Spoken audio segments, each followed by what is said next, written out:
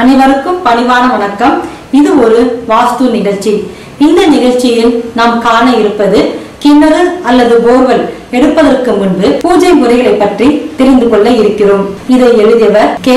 விஜய் கிருஷ்ணா ராவ். பொதுவாக வீடு கட்டுவதாக இருந்தால் பூமி பூஜை செய்வோம். அதே போல புது கிணறு அல்லது போர்வெல் அமைப்பதற்கு முன்பு பூஜை முறை என்று ஒன்று இருக்கிறது. அதை பற்றி நாம் இப்பொழுது தெளிவாக தெரிந்து கொள்ள இருக்கிறோம். புது கிணறு அல்லது போர்வெல் தோண்டுவதற்கு ஏற்ற தினம் எது என்றால் அன்றைய தினத்தில் கிரக நிலைகள் நமக்கு சாதகமாக இருக்கின்றனவா என்று பார்க்க வேண்டும். முகூர்த்த நாள் என்பதற்காக மட்டும் அன்றைய தினத்தை தேர்வு செய்யக்கூடாது. அது வீட்டின் உரிமையாளர் அல்லது குடியிருப்பவர்களின் சந்திராஷ்டம தினமாக இருந்தால் மிகவும் தவறான நாளாகிவிடும். அதே போல பழைய கிணற்றை மூடி புதிய கிணறு எடுப்பதாக இருந்தால் என்ன செய்ய வேண்டும் என்பதை தெரிந்து கொள்வதற்கு முன் கிணற்றில் வாசம் செய்யும் ஜல முனிகளை பற்றி தெரிந்து கொள்ள வேண்டும். ரிஷிகள், முனிவர்கள் போன்றவர்கள் சூட்சும உடலுடன் இறைவனை தியானிப்பார்கள். அப்படி அவர்கள் தியானம் செய்யும் போது யோக அக்னியால் அவர்களது தேகம் உஷ்ணமாகும். அதனால் குளிர்ச்சியான இடங்களில் தவம் புரிய தேர்வு செய்வார்கள். அப்படி கிணற்றிலே சூட்சும வடிவில் தங்கி கடவுளை எண்ணி தவம் புரிந்து கொண்டு இருக்கும் முனிவர்கள் தான் ஜல முனிவர்கள். எல்லா நீர் நிலைகளிலுமே இவர்கள் வாசம் செய்வார்கள். அதனால் தான் நமது கிராமங்களில் கூட உச்சி வெயிலில் கிணற்றின் அருகே போகக்கூடாது, நீர் இறைக்க கூடாது என்றெல்லாம் சொல்லி வந்தனர். அந்த ஜலமுனிகள் எவ்வகையிலும் நமக்கு தீங்கிழைக்க மாட்டார்கள். அவர்களுடைய பணி தவம் செய்து கொண்டிருப்பது தான்.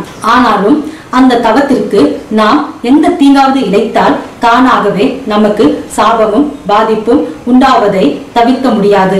நம்முடைய செயல்களால் அவர்களுக்கு எப்படி பாதிப்பு உண்டாகும் என்றால் ஜலமுனிகள் பிறருக்கு பாதகம் இல்லாமல் தவம் செய்யும் கிணற்றை நமது சௌகரியத்திற்காக கல்லையும் மண்ணையும் கொட்டி மூடும் பொழுது நாம் அறியாமலேயே அவர்களின் கோபத்தை பெற்றுவிடுகின்றோம். பிறகு நாம் என்னத்தான் வாஸ்துப்படி சரியான இடத்தில் கிணறு தோன்றினாலும் அதனால் கிடைக்கக்கூடிய நியாயமான பலன்கள் கிடைப்பதில்லை அல்லது அவர்கள் கிடைக்க விடுவதில்லை. இதனால் தான் கிணற்றை தோண்டுவதை விட கிணற்றை மூடுவதற்கு கட்டிட சாஸ்திரம் ஒரு விதிமுறையை விதித்திருக்கிறது.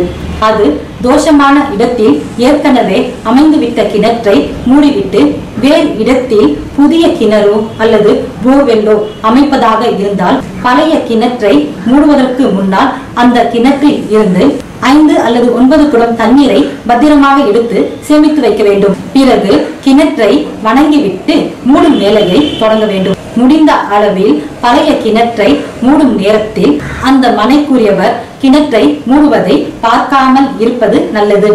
பழைய கிணற்றை முழுவதுமாக மூடிவிட்டு பிறகு புதிய இடத்தில் கிணறோ அல்லது போர்வெல்லோ தோண்டுகிறோம் அல்லவா?